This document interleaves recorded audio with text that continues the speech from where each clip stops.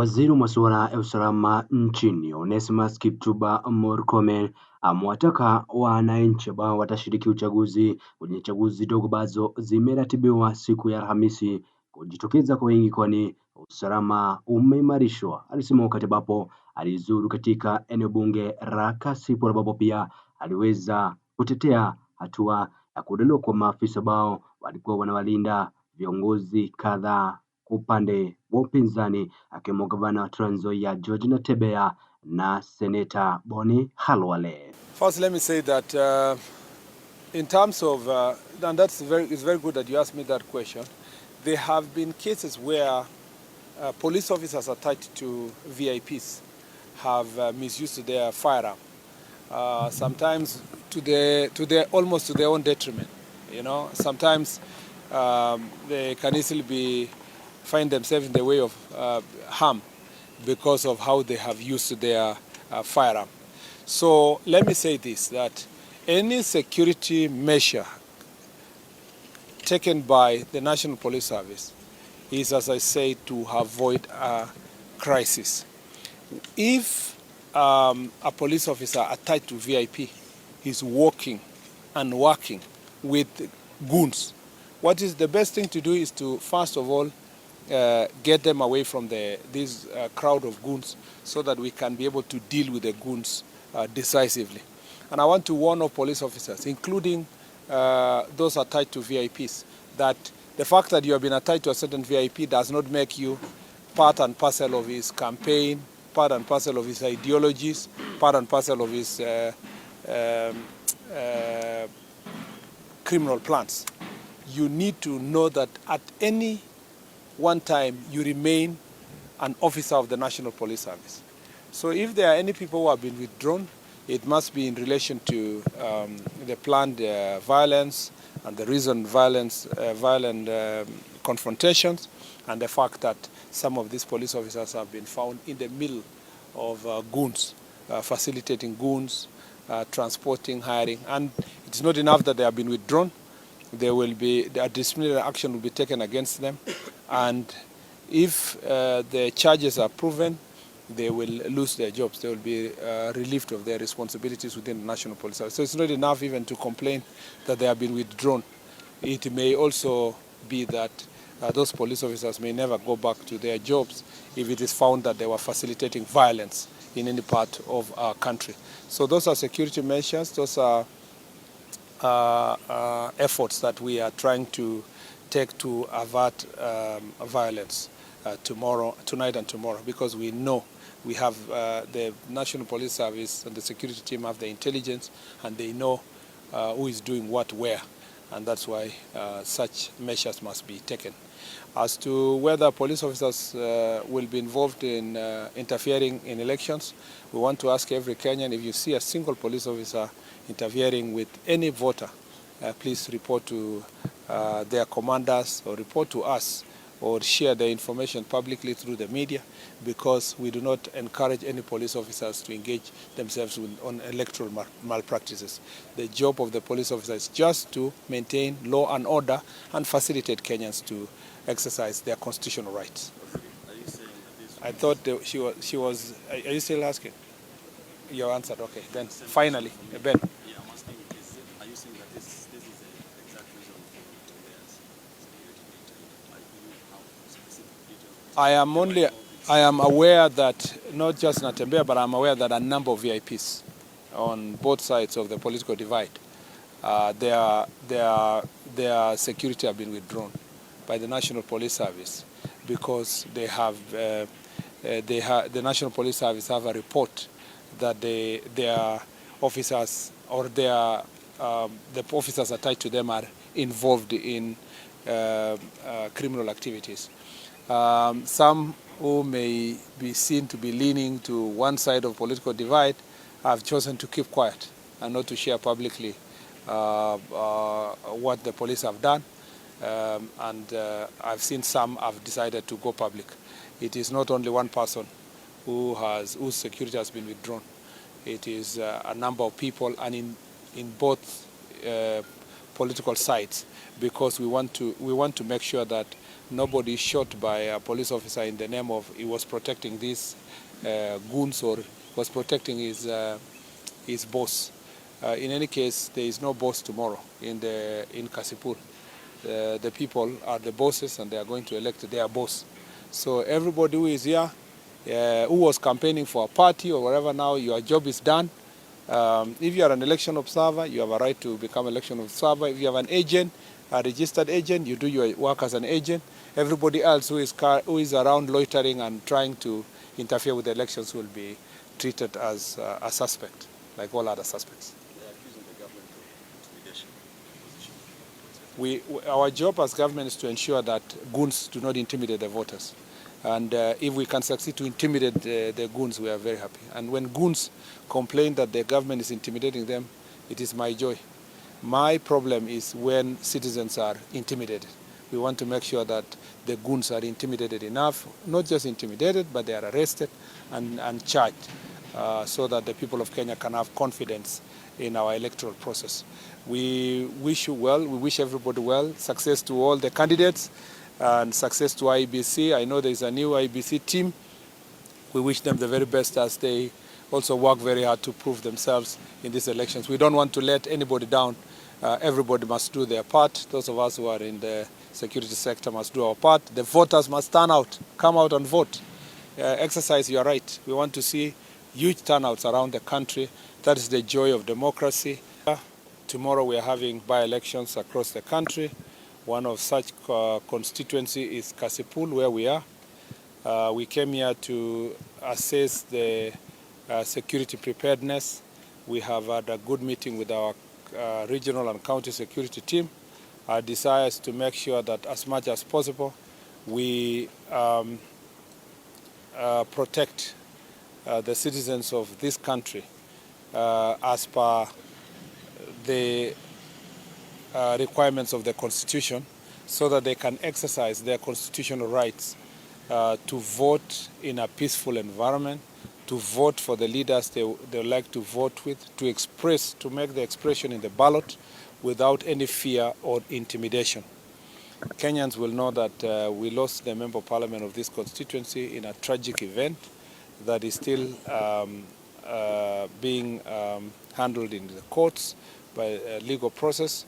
We also know that in the run-up to these elections, which is going to happen tomorrow, we have witnessed cases of violence between campaign teams and competitors. And we also know that I was here just a few months ago on the issues of security, and we know that this region has continued to witness the challenges that are related with goods. There is a rising phenomenon where it's not just this region, but all over the country. We have a by-elections in Nairobi, we have it here, we have in Bere, we have in Western, in Kakamega, and also in Bungoma. And there is a rising behavior where aspirants are utilizing the services of goons to intimidate their opponents. I must say this, that we want to restore the confidence of the people of Kenya in the electoral process by making sure that these by-elections are peaceful and that they are being managed by the National Police Service, not by goons. I see many aspirants and their supporters across the country saying that, and I saw even a leader of one of the political parties saying we'll be out there to protect our vote. There is no responsibility given to any civilian to protect any vote. All civilians, all voters, all Kenyans have a right to vote. Provision of security is the preserve of the National Police Service. And I must warn everyone, all those people who are preparing to bring goons to polling stations and tallying centers, I warn you that you will face the full force of the law. The National Police Service is prepared to arrest all goons, all criminals, all persons who are intending to disrupt peaceful elections in our country. I must assure the people of Kenya that from these by-elections, and all the way to the next general elections. The people of Kenya must know that the National Police Service will impartially protect them to ensure that everybody can express their views. And therefore, I want to ask women, persons with disabilities, the old, who are fearing that they will not come to vote because they will be attacked by goons, that we have put in place proper security measures, and we have proper provision of police officers in every polling station and all the tallying centers to make sure that Kenyans go about their business safe. I want to also address these people who are going to Kisumu, to Nairobi, and to other counties to hire and recruit goons to come and disrupt elections here and other places, whether it is Siaya, Malava, and Mbere, or Kariobangi in Nairobi, or in Magarini. I want to tell them that don't try that. We are going to take very stern action against the financiers, the transporters, anybody who owns a probox or a motor vehicle or a matatu, or which is going to be hired to ferry goons. Apart from arresting the goons and arresting the planners and financiers, we will also arrest the transporters, because those are part of the enablers.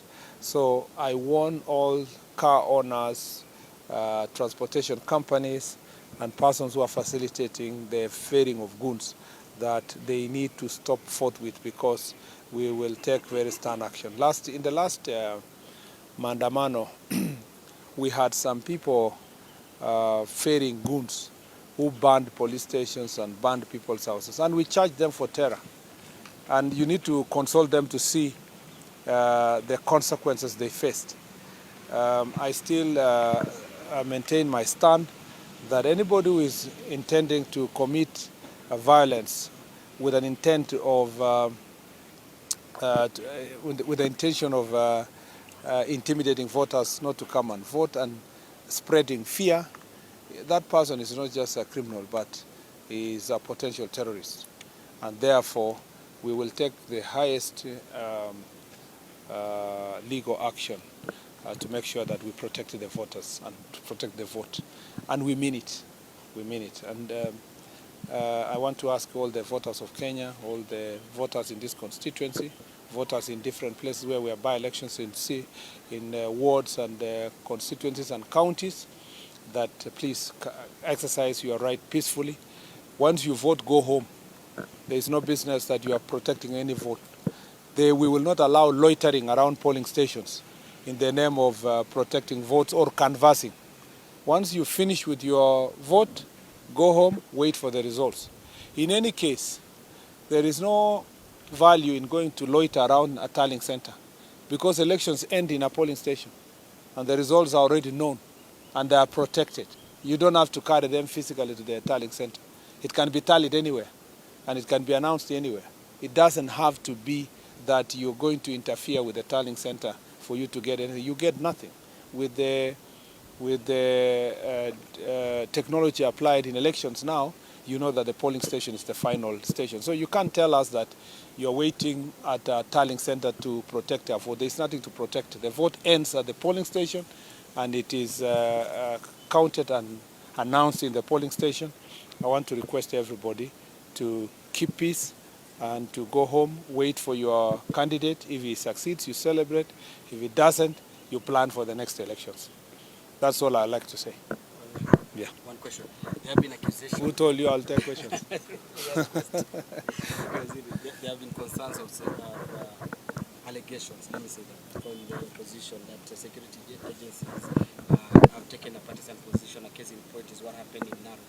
The opposition claims that police were involved in stopping them holding the final rally. What is your response on that?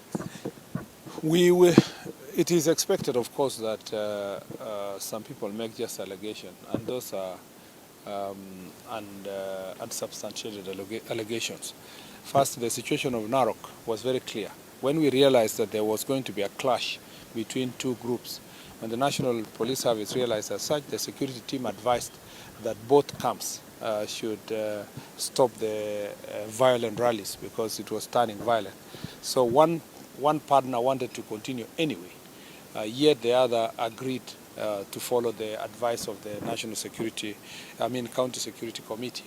So it was for the benefit and for the protection of the same people who were complaining and the Kenyans who wanted to turn up for the rallies peacefully. We were protecting them against the violent confrontation what was going to ensue because of this very same issue that I've told you, that some people were mobilizing young people to engage in acts of violence so that then they can blame in the police service.